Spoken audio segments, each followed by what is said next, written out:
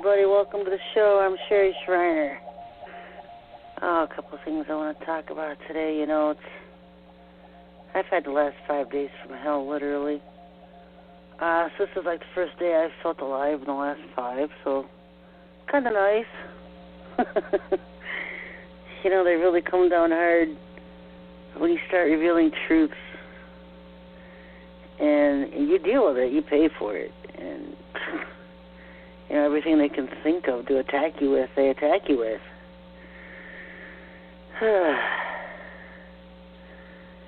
So it's just another day in the life, huh? Today is May 1st. And I like the month of May. I've always liked May. Always seems to have some significance in everything. Because it's like, when you think of first fruits, you think of spring, you think of May. You know, April showers bring May flowers. April's kind of like the setup month for May. Of course, in the United States, there's a lot of states getting snow right now. Don't tell them. It's the spring. The desert states, too. It's funny. I asked Dad what was going on, and he said it was weather warfare. And so the factions are fighting. And it's just a lot of weather warfare going on. You know, right now they've been bringing storms up this way for the last couple of days. They've been trying to brew one here tonight, coming up from the south. And usually I'd like to knock out the electric so I can't have a show or something. But it's Monday night. I mean, you expect this kind of thing. They try to make me cancel the show every Monday since I started back in 2004. So it's really not a shock to look outside and looks like a hurricane's about to hit or a tornado or something. I'm so beyond it. You know what? I'm going to teach you something. Y'all need to learn to put shields up above your house. Because I do that when storms come in. And, of course, I use wisdom as well. I put vinegar out, a bowl of vinegar out. And I also have my orgone pipes out and stuff. But I also put a shield above my house. And, you know, I don't pray against rain because we need rain. Our wells need rain. Our ground needs rain. Our trees, everything needs rain. I never pray against rain. What I don't want is wind and destruction. And so what I do is I ask the Father to put a shield above my house, strengthen the shield that's already over my house, because in the etheric realm, energies will fade. Energies aren't always the strong after the first day you put it there. It's like when you anoint your home with oil. I used to always be into anointing my home with oil. But the thing you learn about that is it wears off. It lasts about 5 days, and you'll notice it wears off if you're akin to energies. Because in the etheric realm, it just weakens. So you'd have to re-anoint your home all the time, and that got tiring. And that's why the Father was showing me orgone and the energies of orgone and how it affects the etheric realm. And it's something that never wears off. It's something that's constantly emitting. So you don't have to get up and anoint your home all the time to keep bad things out. And most of the time you don't even know what you're fighting with when you're talking bad things. You know, it's like when you put orgone in your home and you start dealing with new bad things. Because demons won't come in your house. They hate it.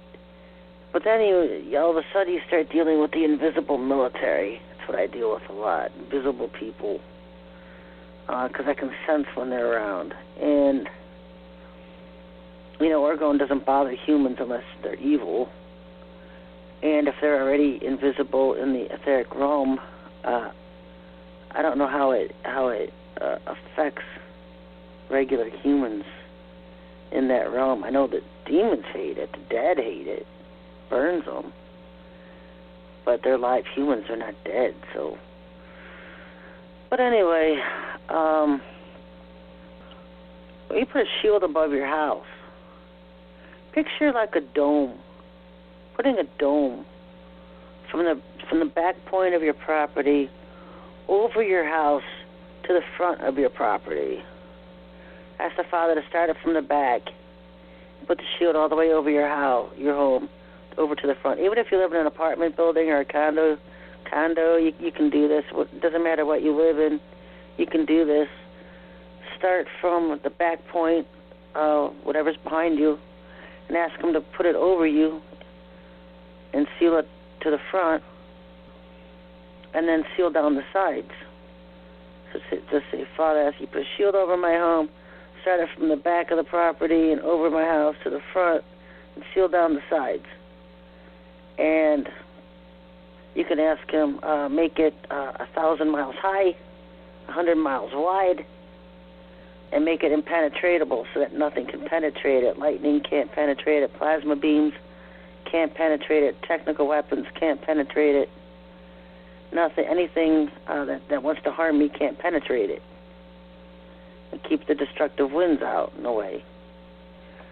And so you can place these shields up, and it'll keep, for the most part, attacks away. When I got hit with a plasma beam from a UFO back in 2012, they were trying to blow up my house, and it deflected off, and it hit the backyard, and, I learned at that point the importance of shields. Because I always had shields up, but they wear off. You can't assume because you put a shield up one day, it's still going to be there 2 days later. Etheric energy wears off. And so it's a constant thing. You have to constantly, if you're using shields or anything that takes etheric energy, you have to reinforce it. And so just wanted to throw that out there because I don't know how many times storms have come through here, and I just had to put shields up. Sometimes I'll still get the effects, or maybe down a tree somewhere or something, but I can't even remember if those were times I had shields up. I don't know. But it doesn't, just because you have a shield up doesn't mean you're going to be totally immune from storms. But I'll tell you what, I haven't suffered half the repercussions that I would have otherwise. And you can put shields around you as well, around your body. If you're under attack from witches and chants and curses and voodoo and all this weird crap, you can ask the Father to put a shield around your body to protect you from all attacks, spoken, written, acted against you. Technical weapons, satellite weapons, and ask them to make the shield impenetratable so that nothing can penetrate it, solid wall. That way their chants against you are ineffective. And you can ask them to reverse any curses being sent to you back to the sender tenfold. I do that a lot. And so, there's things you can do in spiritual warfare, protecting yourself, your children, your homes, just putting shields around them, putting them around you, putting them around your home. That can help deflect a lot of their attacks. And, they're spiteful idiots. They'll come up with something new to try to get you with. But you know what? You just learn more because you keep learning how to fight these people. And you just keep learning more. You can ask the Father to blow up a satellite. If you think you're under satellite attack, ask him to blow it up. If you're sleeping at night and you're woken up because you're just overheated, you're just all of a sudden you're hot, you're just burning up. That usually happens when they're scanning you with their satellites, because what they do is they have a list of people and they go around. It's like they're babysitting, and they go down the list of all the people they're targeting, they're watching, and they go spy on them. They go see what they're doing, see where they're at. and they'll target you with their satellites. And if you're in bed, a lot of times for some reason they like to scan your DNA. I don't know what that's about, but I heard that that's the one that makes you hot and burn up, is when they're scanning your DNA. And so, while you're already annoyed because they woke you up with the sweats because you're burning up, ask them to blow it up. Ask them to cause their equipment to malfunction beyond repair. These HAARP weather systems that they're using, targeting weather storms, ask him to blow up the equipment that's running them beyond repair. Even if he doesn't, he can put your request in his wheelhouse. In other words, he can use it later. He may not honor it for that day. He may let HAARP do their thing. But then later, he'll say, well, my child asked me to blow that up. I might do that today. Store of requests for the wheelhouse. I know. I used to sit and just think of 100 million different things that he could use later because I knew he wouldn't answer them now, but that he could put in his wheelhouse so that, later if I wasn't thinking about it and he needed it, he could use it because doesn't always answer a request. There's reasons he allows things. But he put it in his wheelhouse, his storehouse, and he may use it later. He may pull it out and answer it later. And so, or it may just sit in his wheelhouse forever, but at least you're prayed up. You pray things up. That's what I do. And one of my things has always been captives being set free. I've always had a heart for captives. And, especially in these last days, we're heading into these last days, and who wants to be held as a prisoner during the last days? It's the last days of the world, and you just want to be able to be out and do your thing, right? Or you've been a captive in these underground bases forever. And, I used to think, why don't they ever come back to the surface? When you ask for the release, and you fight for their release, and the angels release them, why don't they just come back to Earth and be a witness to what's going on underneath the ground, in these underground bases? But the true horror of it is they can't be. They can't come back. And, they don't leave these humans alone. They, a lot of them are in cages and they're being set for food and stuff like that. But for whatever reason, besides the sheer horror of what they do to them, being crossbreeding and stuff like that, they're not allowed to come back. But they are taken elsewhere. And so maybe places like Aldebaran, and I was talking about that Friday during my show. Aldebaran is the brightest star in the Taurus constellation, and that is now one of ours. It's an angelic planet, star, Aldebaran, and they're working with the angelic hosts, and so there's millions of humans on Aldebaran already. And so, good to know, that you've been able to accomplish things, especially getting humans set free. At least they're free, They're not being tormented anymore and tortured and stop being used as breeders and can have their own lives, I was looking outside the night before the show, and I didn't see it. Didn't see any star. They're blocking the skies. They're blocking them. This could be, I'm looking for their arrival, the Ashtar Command's arrival, the arrival of Maitreya, the 12th Imam. I've been watching and waiting to see his ugly head arrive. And I was laughing because I was I was looking at this video description, and it was talking about how they had found these skeletons in Antarctica with the elongated heads. I had to laugh. like the ancient Egyptians, the tall heads, the egg heads. Bible codes calls them egg heads. That's what they look like, these oval beast heads, you know. And that's what Maitreya has, and that's why he wears that turban on his head, towel heads. Because he's hiding that big elongated head he has. He wasn't born that way, okay? He did that to himself. He's like Einstein and Frankenstein put together. He was always crossbreeding. He was trying to create different races himself, you know. And so he was injecting his head with some kind of chemicals, and it created that elongated thing he has on his head.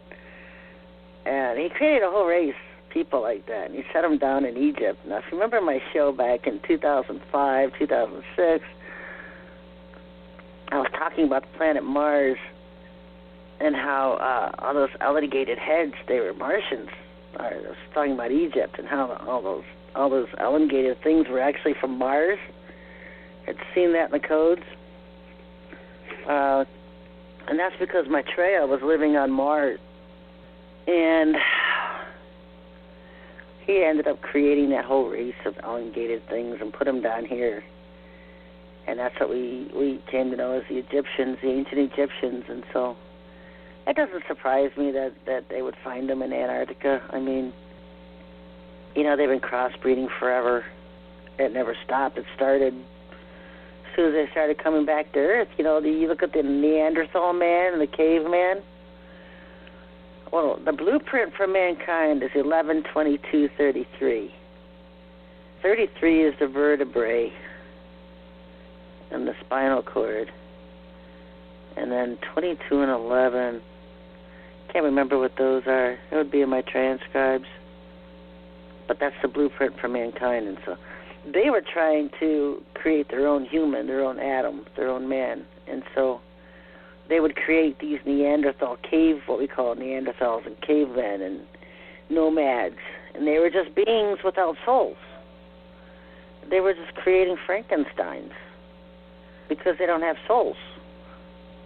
What they're doing now with these clones. They're cloning humans from human DNA, but they don't have souls. They have their own personalities, but they're not soul beings. I don't know. It's kind of weird. It's really weird when you know you have them, and then they're dead, and you're like, good, you want to deal with it.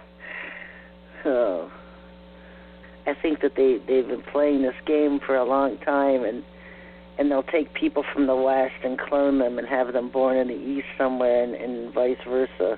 And that's why people seem to have twins around the world. Like, you hear stories of people in international airports running into each other, and they look exactly alike and all this. I think they've been playing the game for a long time. And they also they'll take like a certain set of genes that they like, and they'll have do hybridization, third-party DNA, in vitro fertilization kind of thing, and then have these people born around the world with a certain set of genetics, whatever, DNA. I know they do that. That's why a lot of celebrities will look like sisters or brothers or whatever, but very similar, because they were born out of the same gene pool. They've been messing with pregnant women for a long time. You know, women will get pregnant, and aliens will have access to medical records.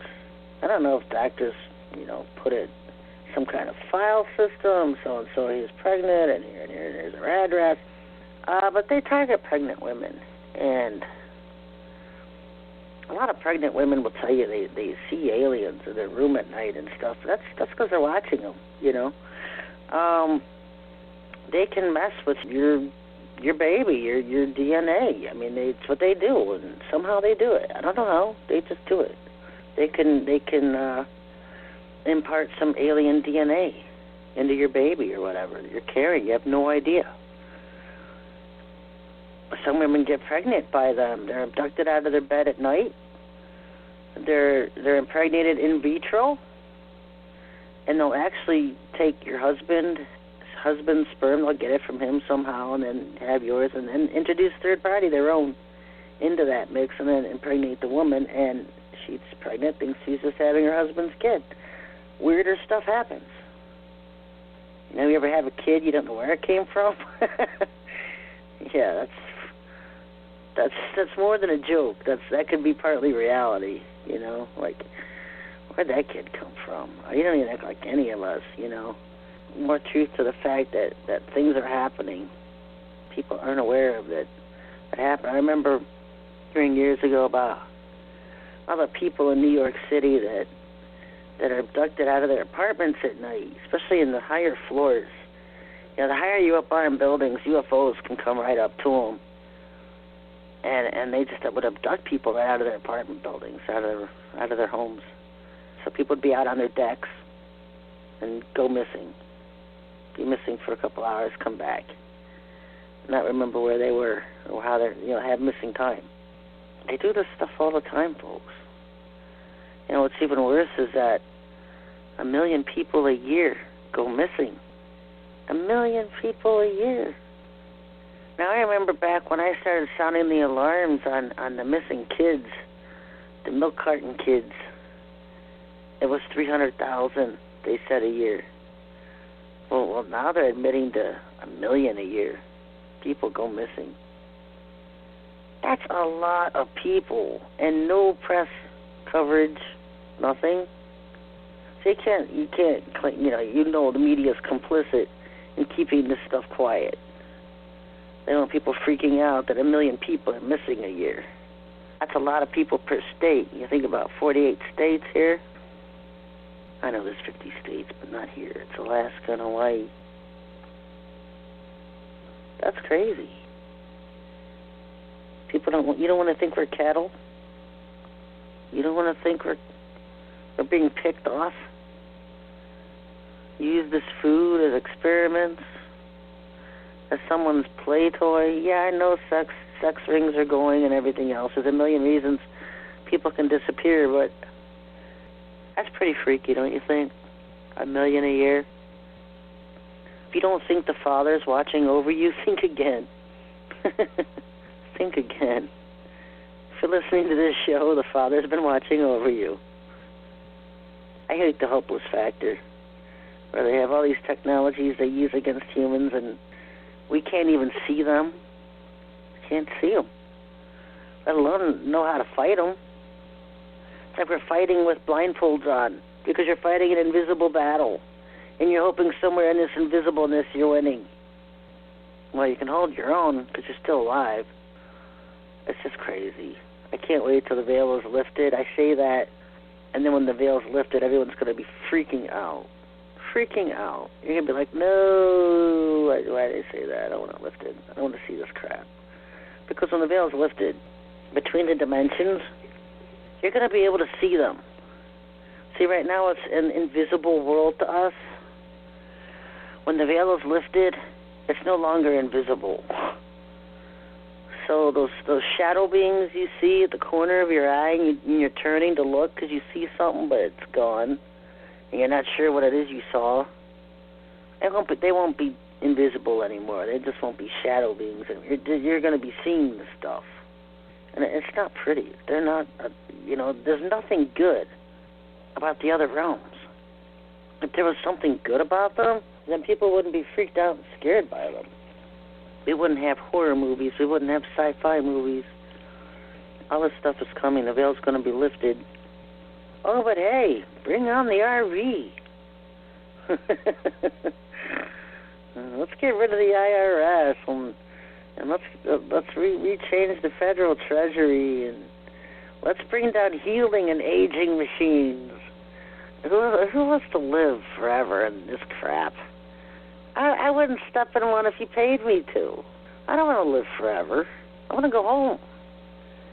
I want this body to just finally give out because I worked it to death. And I want to go home. These people that are so worried about dying, really? That's because you sold your soul to the devil and you're trying to prevent what's coming to you. You're going to end up on the Ferris wheel in hell. You're going to be in the fun pit. Oh, there's various torture places in hell. That's why they want to live forever. I personally, I'd take an AR-15 to them machines. You want a good use for AR-15s? Blow up the machines. Make these scum go to hell. Let them live forever. I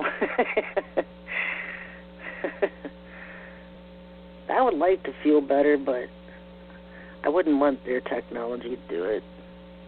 They can keep their freaking technologies. I don't care. Because they're not going to give them to the little people anyway. And if you guys are thinking this RV is going to make you all rich, you haven't been paying attention to what's going on in the side rooms.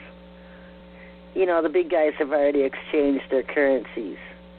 And if the big people are being limited at $50 million, imagine what they're going to do to the little people. Well, the little people who we bought this currency, and we got into the game years ago because we knew it was going to happen. And so everybody got into the game. And so all the little people have been waiting for the currency evaluation, but what they're doing is they're putting limits on it so even the little people can't benefit all that much. Even if you have hundreds of millions that you think's gonna revalue, they're gonna limit you. They're gonna limit your access to your money. They're not gonna let you have full control and access to it.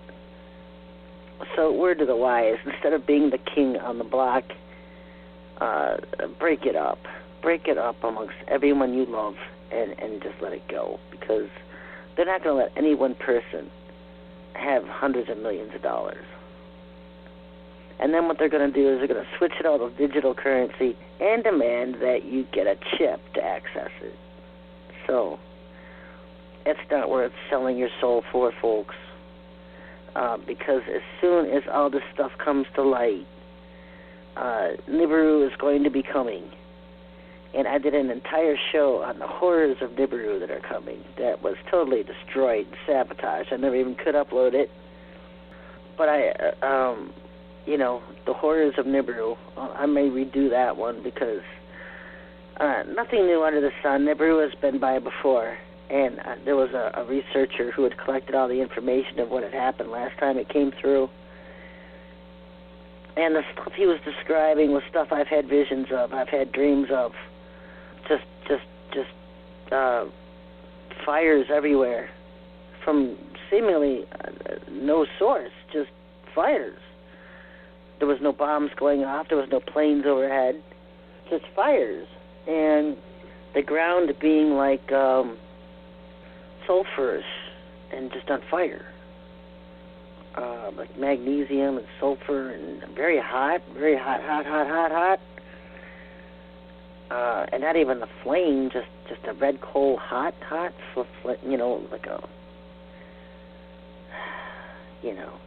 just fiery.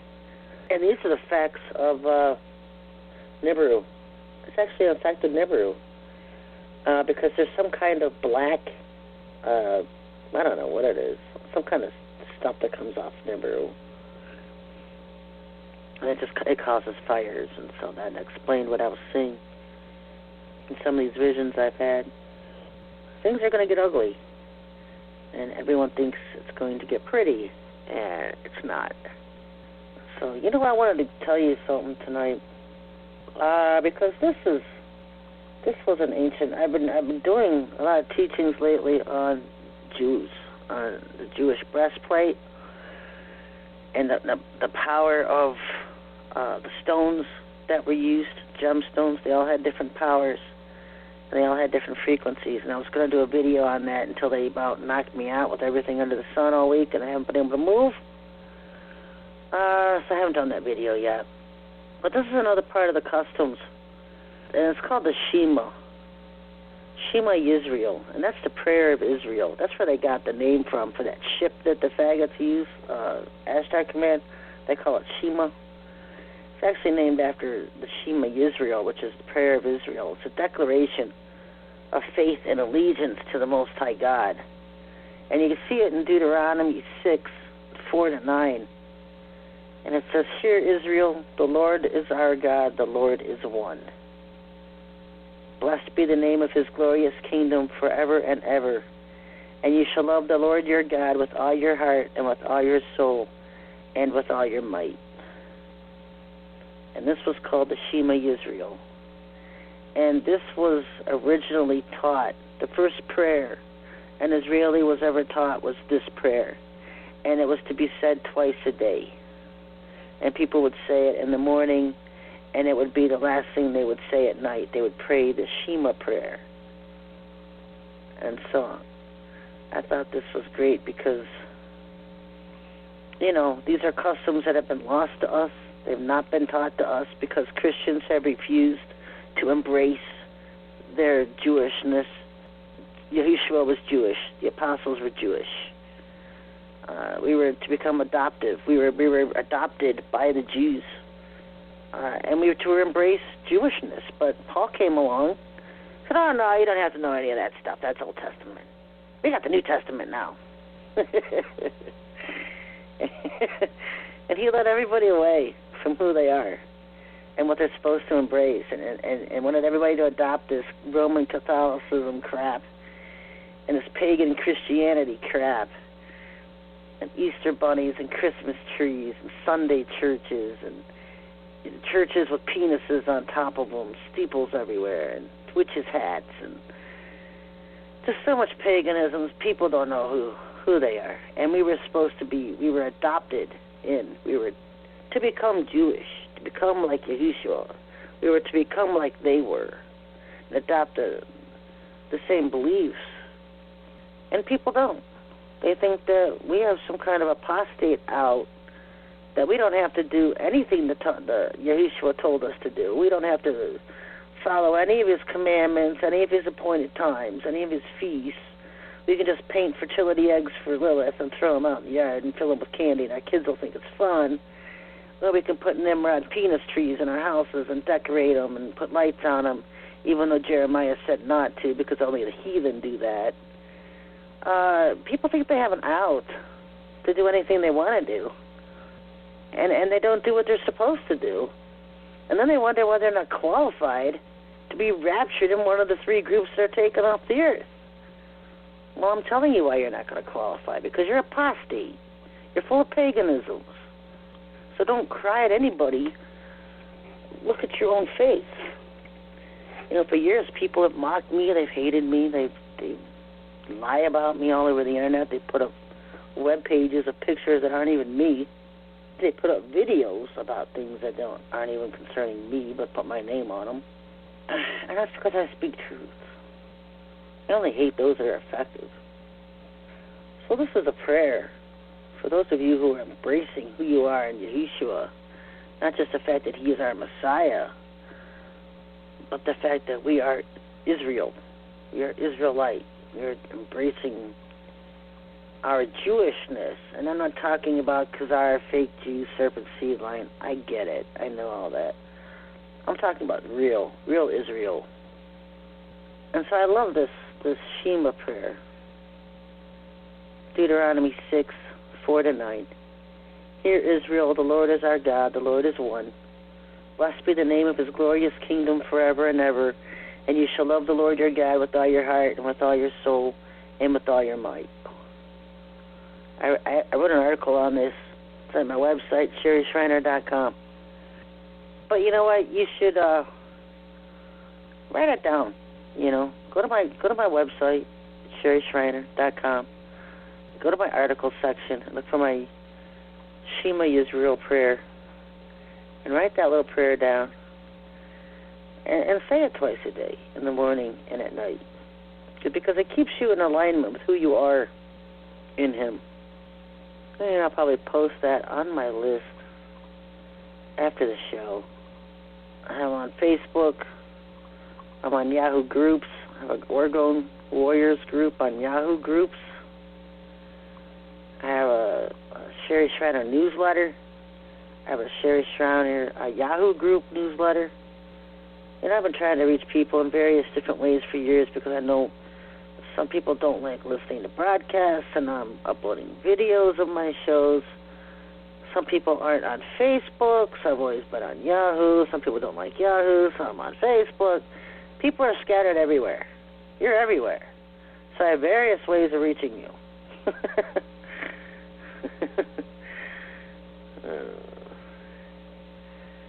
Yeah. So, hopefully seeing some good things coming this, instead of just all this weather warfare destruction between the factions fighting. Anyway, Fat Lady's telling me I got 90 seconds. So, I will end this with, don't forget to support my ministry. Plenty left to do, folks. And if I can't do it, I can help others who can. Anyway, I'll be back on Wednesday at noon, Friday at noon. Hopefully get some things rolling this week. You can go to SherryShriner.com, click on the donate page. Till Wednesday, folks. Love y'all. Y'all